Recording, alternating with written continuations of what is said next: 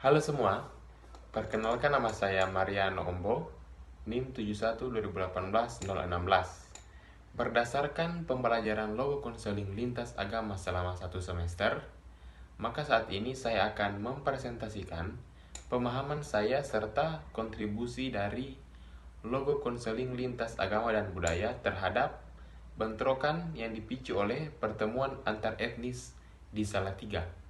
Nah, dalam penjelasan ini akan diisi dengan keenam prinsip dari logo konseling lintas agama dan budaya serta model-model pendampingan yang ada. Nah, berdasarkan prinsip dasar logo konseling lintas agama dan budaya, maka yang pertama ada kesadaran diri. Pada tahap ini, pendamping harus membantu orang yang didampingi untuk mampu berpikir terbuka atas nilai budaya dari teman yang berbeda suku, walaupun masih terasa janggal atau tidak nyaman bagi dia. Nah, di sini orang yang didampingi harus terbuka untuk memahami pembawaan dari teman yang berbeda etnis. Nah, dari kesadaran diri ini, maka nantinya akan berdampak pada perubahan pola berpikir dan perilaku ke arah yang lebih sehat. Kemudian dalam penerimaan diri, orang yang didampingi dengan bantuan pendampingan dari kita sanggup untuk membangun komitmen diri. Jika sebelumnya terjadi sebuah kegagalan dalam bersosialisasi dengan teman dari etnis yang berbeda, sekarang harus mampu untuk mengambil tanggung jawab untuk memperbaiki. Jadi, pada tahap D ini dia lebih mampu untuk melakukan interaksi, lebih mampu untuk bersosialisasi dengan teman yang memiliki perbedaan etnis dengan dia. Nah, kemudian yang ketiga ada ketegasan diri. Melalui pendampingan yang diberikan, orang yang didampingi dapat yakin bahwa mereka mampu untuk memfungsikan pikiran mereka ke arah yang lebih positif.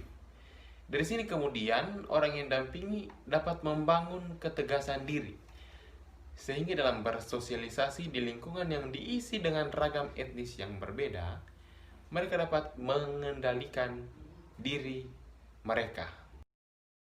Nah, dari sini nanti dalam tujuan hidup yang telah ditetapkan akan tercermin pribadi dari orang yang kita dampingi. Jadi berdasarkan konflik yang dipicu oleh bentrokan karena bertemunya dua etnis yang berbeda ini, akan tercipta suatu kepribadian yang baik, sehingga ia dapat memperoleh makna dari permasalahan tersebut serta lebih mampu untuk menghargai diri sendiri dan orang lain yang berbeda dengan dia. Nah, selanjutnya ada tanggung jawab diri. Jadi dalam upaya untuk mencapai tujuan hidup yang telah ditetapkan, maka orang yang didampingi harus mampu mengendalikan diri dalam interaksi dengan teman-teman yang berbeda etnis dengan dia.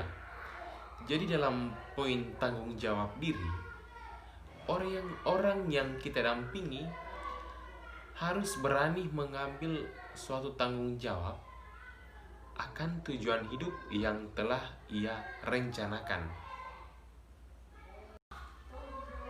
Pada bagian terakhir, prinsip dasar logo konseling lintas agama dan budaya, ada poin integritas diri.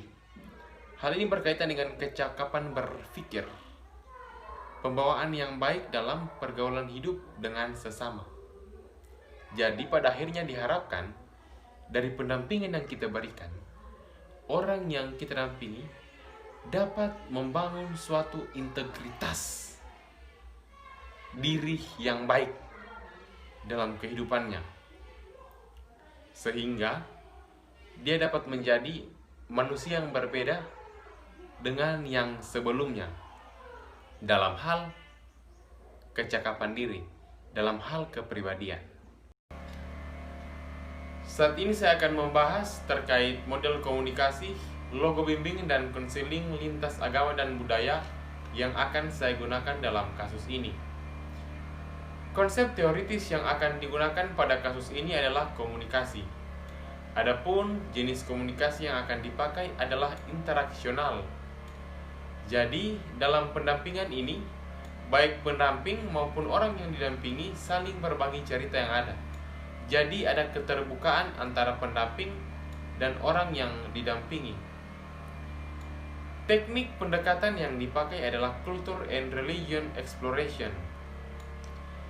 Sebelum pendamping datang menjumpai orang yang akan didampingi, wajib bagi pendamping untuk mengetahui dan memahami budaya yang selama ini dihidupi oleh orang yang didampingi dalam keluarga maupun dalam kehidupan bermasyarakat. Hal ini kemudian menjadi penting. Mengapa?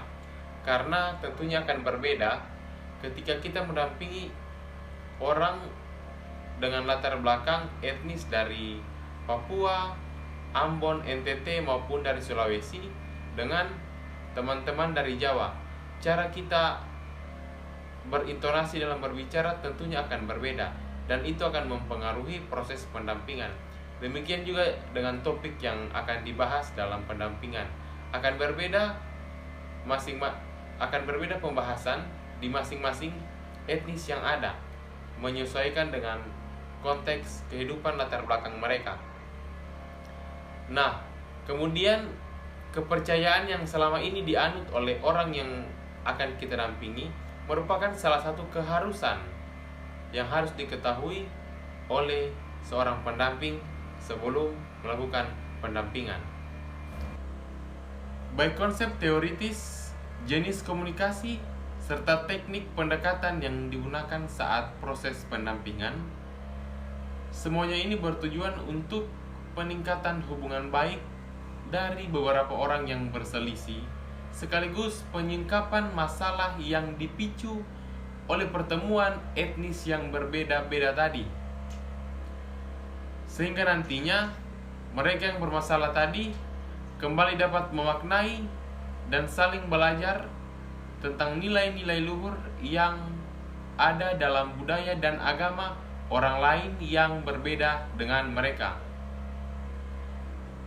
Dan harapan kita bersama dari proses pendampingan ini dapat tercipta suatu kehidupan yang harmonis.